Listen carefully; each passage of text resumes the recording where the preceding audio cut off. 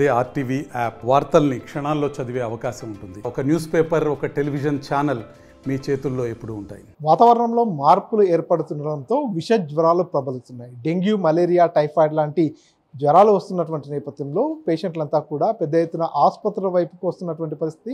ఈ నేపథ్యంలోనే మహబూబ్నగర్ జనరల్ ఆసుపత్రిలో కూడా గత వారం రోజుల నుంచి పేషెంట్ల సంఖ్య క్రమంగా పెరుగుతుంది. ప్రస్తుతం మనం మహబూబ్నగర్ జనరల్ వార్డులోని మేల్ వార్డులో ఉన్నాం. చూస్తున్నాం ఇక్కడ చాలామంది కూడా డెంగ్యూ, మలేరియా లాంటి వ్యాధులతో పాటు విష జ్వరాలతో బాధపడుతూ వారంతా కూడా ఇక్కడికి వస్తున్నటువంటి పరిస్థితి. గత కొంతకాలంగా కూడా వాతావరణంలో మార్పులు ఏర్పడడం, తెరపు లేకుండా వర్షాలు కురుస్తున్నటువంటి నేపథ్యంలో కొంత దోమకాటు కావచ్చు, అదేవిధంగా కొన్ని రకాల వ్యాధులతో ఇక్కడికంతా కూడా ప్రజలు వస్తున్నటువంటి పరిస్థితి. ఈ నేపథ్యంలోనే మహబూబ్నగర్ జనరల్ ఆసుపత్రిలో రోగులకు ఎలాంటి చికిత్స అందిస్తున్నారు, డెంగ్యూ కావచ్చు, మలేరియా లాంటి విష జ్వరాలు ప్రబలేటటువంటి రోగుల కోసం ప్రత్యేక వార్డులు ఏమైనా ఏర్పాటు చేశారు, ప్రస్తుతానికి ఈ ఆసుపత్రిలో ఎన్ని ఫీవర్ కేసులు ఉన్నాయనే విషయాలను తెలుసుకుందాం. మనతో పాటు డాక్టర్ కార్తిక్ గారు ఉన్నారు. సార్ చెప్పండి, ప్రస్తుతానికి ఈ ఆసుపత్రిలో ఎన్ని డెంగ్యూ కేసెస్ ఉన్నాయి, ఎన్ని మలేరియా కేసెస్ ఉన్నాయి, లాస్ట్ సీజన్కి ఇప్పటికీ ఇంప్రూవ్ అవుతున్నాయి, కేసెస్ ఎట్లా ఉన్నాయి? జ్వరానికి సంబంధించిన కేసెస్ అయితే 20 కేసెస్ దాకా ఉన్నాయండి మేల్ వార్డులో. ఇందులో డెంగ్యూ కేసులు అయితే మొత్తం 8 ఉన్నాయి. ఈ లాస్ట్ 2 మంత్స్ నుంచి అయితే నెంబర్ ఆఫ్ డెంగ్యూ కేసెస్ అయితే చాలా పెరిగాయి. ప్రీవియస్లీ జూన్తో పోల్చుకుంటే ఈ జూలై, ఆగస్టులో మాత్రం డెంగ్యూ కేసెస్ ఎక్కువ పెరిగాయి కంపేర్ టు మలేరియా. అది కాకుండా వైరల్ ఫీవర్స్ అన్నవి కూడా పెరిగాయి. బట్ వైరల్ ఫీవర్స్ అన్నీ డయాగ్నోస్ చేయలేము కాబట్టి వాళ్ళు సిమ్టమాటిక్ ట్రీట్మెంట్ తోటే ఇంప్రూవ్ అవుతున్నారు. డెంగ్యూ వచ్చి ప్లేట్లెట్స్ పడిపోయి అలాంటి వాళ్ళు మాత్రం చాలామంది ఈ నెలలో అయితే ప్రతి వారానికి ఒక 10 మంది అయితే మినిమం కేసెస్ అయితే అడ్మిషన్స్ అయితే అవుతున్నాయి. ఈచ్ వార్డు, మేల్ కానీ ఫీమేల్ కానీ. ఇక్కడ గతానికి ఇప్పటికి చూసుకున్నట్టయితే కేసెస్ పెరుగుతున్నాయా? కేసెస్ పెరుగుతుంటే ఇక్కడ ఎలాంటి ఏర్పాట్లు చేశారు? ఈ 2 నెలల్లో మాత్రం కేసెస్ ఎక్కువ చాలా పెరిగాయండి. జనరల్గా అడ్మిషన్స్ అయితే 40 to 50 అలా ఉంటాయి పర్ డే. ఇక్కడ 15 to 20 ఫీవర్ కేసెస్ అయితే ఎక్కువ అడ్మిట్ అవుతున్నాయి. వార్డ్స్లో కూడా యాక్చువల్గా ఎక్స్టెండ్ చేశారు వార్డ్స్, 1 or 2 రూమ్స్ డెంగ్యూ కోసం అని సపరేట్ వార్డు కూడా పెట్టారు. డెంగ్యూ ప్లేట్లెట్స్ ఇట్లా పడిపోయిన వాళ్ళు కానీ, కాంప్లికేషన్స్ ఉన్న వాళ్ళని కానీ వాళ్ళని సపరేట్ వార్డులో పెట్టి వాళ్ళకి మేనేజ్మెంట్ అనేది జరుగుతుంది. సో ఇక్కడ వచ్చే పేషెంట్లకు సంబంధించి టెస్టులు చేయడానికి సరిపడా ఎక్విప్మెంట్ కావచ్చు, డెంగ్యూ, మలేరియా లాంటి వ్యాధులకు సంబంధించిన మెడిసిన్ అంతా కూడా ఫుల్ ఫ్లెడ్జ్గా ఉంది. డెంగ్యూ, మలేరియా ఈ హాస్పిటల్లో అయితే ఆ రిలేటెడ్ మేనేజ్మెంట్కి ఏం కావాలో మెడికేషన్స్ అయితే అవైలబుల్లో ఉన్నాయి.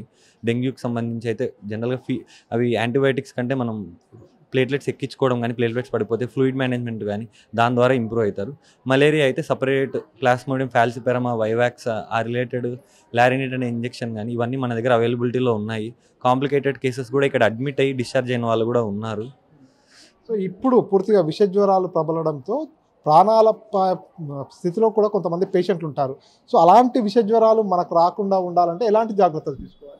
బేసిక్గా ఈ 1 మంత్లో మాత్రం వాతావరణ మార్పిడి వల్ల, ఎందుకంటే రెయిన్స్ అన్నవి ఇంతకు ముందుతో పోలిస్తే కొంచెం అన్ఎక్స్పెక్టెడ్ టైంలో ఎక్కువ పడుతుండడం వల్ల ఈ అప్పర్ రెస్పిరేటరీ ట్రాక్ట్ ఇన్ఫెక్షన్స్ అన్నవి కూడా కొంచెం ఎక్కువ అవుతున్నాయి. జనరల్గా ఈ upper respiratory tract infection mostly viral ఇటియాలజీయే ఉంటాయి. అంటే బ్యాక్టీరియా కంటే వైరస్ వల్లే ఎక్కువ ఇన్ఫెక్షన్స్ వచ్చే ఉంటాయి. చాలా వరకు అంటే ఎక్కువ చల్లని పదార్థాలు తీసుకోకుండా కుదిరినంతగానో నీళ్ళు ఏవైతే రోజు తాగుతారో అది కొంచెం వేడి చేసుకొని తాగడం కానీ ఇలాంటివి ఇంత చిన్నవి తీసుకుంటే మోస్ట్లీ రాకుండా ఆగచ్చు. ఒకవేళ ఏమన్నా అలాంటివి వచ్చినా కానీ జనరల్గా అయితే తగ్గుతాయి. బట్ పేషెంట్ కానీ ఆయాసం లాగా వస్తుంది, లేకపోతే ముక్కు నుంచి చీమిడి లాంటివి ఎక్కువ వస్తున్నాయి, తెల్లగా కాకుండా పచ్చగా, ఆకుపచ్చ కానీ లేకపోతే ఎల్లో కలర్లో, పసుపు రంగు కలర్లో కానీ ఇలా వస్తుంది అంటే వైరల్తో పాటు బ్యాక్టీరియల్ ఇన్ఫెక్షన్ కూడా వచ్చింది అని. అలాంటి వాళ్ళు హాస్పిటల్కి వస్తే కొంచెం మనం యాంటీబయాటిక్స్ కూడా ఇనిషియేట్ చేసుకోవడానికి ఉంటుంది. సో వాతావరణంలో మార్పులు ఏర్పడ్డాయి కాబట్టి జనరల్గా అందరికీ కోల్డ్, కఫ్, ఫీవర్ లాంటి లక్షణాలు కనిపిస్తుంటాయి. కొంతమంది దీన్ని నెగ్లెక్ట్ చేస్తుంటారు. డెంగ్యూ లక్షణాలు ఎలా ఉంటాయి? డెంగ్యూ వ్యాధి వచ్చిందంటే మనం ఎట్లా అలర్ట్ కావాలి?